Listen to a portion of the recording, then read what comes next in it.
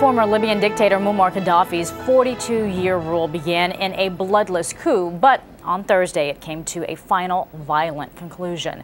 The 69-year-old was killed by forces loyal to Libya's new government as he fled his hometown of Sirte.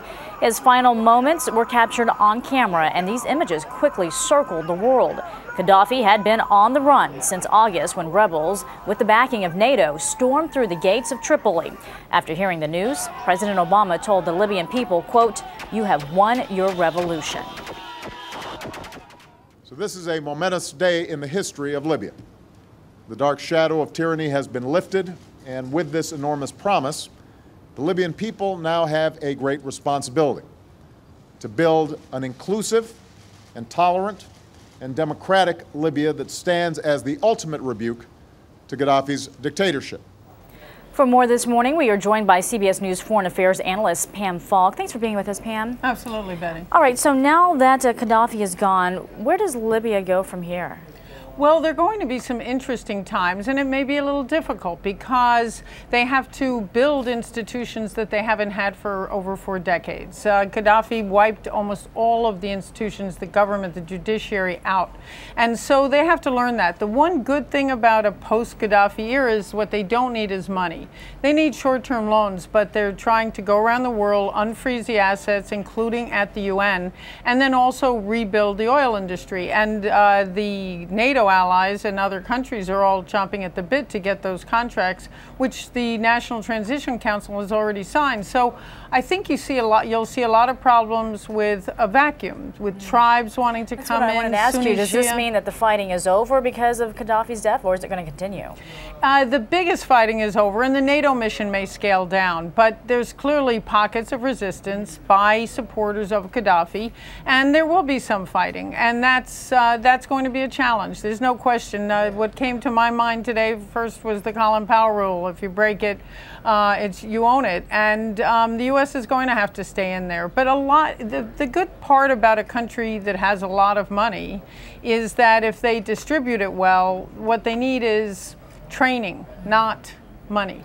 Secretary of State Hillary Clinton visited Libya on Tuesday, pledging U.S. support. Do you think now that Qaddafi is gone, the U.S. is going to step in even more so? Not with boots on the ground, but I think the United States is going to have to make sure that there are training missions and help and assistance with rebuilding the oil industry and everything else. And that's a big piece of it. And also help with the unfreezing of the billions of dollars of Qaddafi's assets. It's not only that money, it's also investments all around the world, and they've got to pull those back in. Big picture, though, what does this mean for other iron-fisted rulers in the Middle East? Well, I think they must be losing some sleep. When you look at the countries that have already experienced this, most people thought Qaddafi was going to stay and fight. And if you look at Syria and you look at Yemen, they have to be very worried about what's going on with their opposition. And even Saudi Arabia has to worry about it because, and Jordan, both King Abdullahs, because they've needed reform. This is something that's clearly just taken on a life of its own.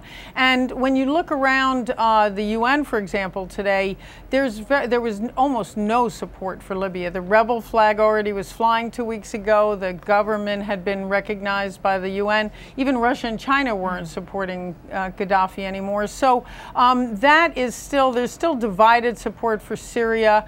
Yemen, there's still some negotiations going on. But I think most of the other Arab countries with despots are going to have to worry about what they do or leave early.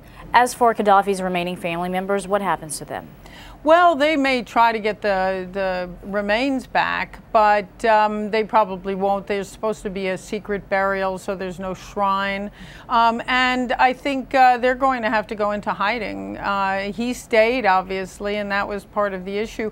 I think there will be a little bit of a sense that whatever happened that really brought him dragged through the streets is a little bit of too much bloodlust, and let's get back to trying to make sure the Transition National Council keeps control of the country, and that's going to be the toughest piece of what we look at ahead. But it's a moment of triumph in a real sense. This was a brutal dictatorship that oppressed its people, and so yet another dictator has gone down.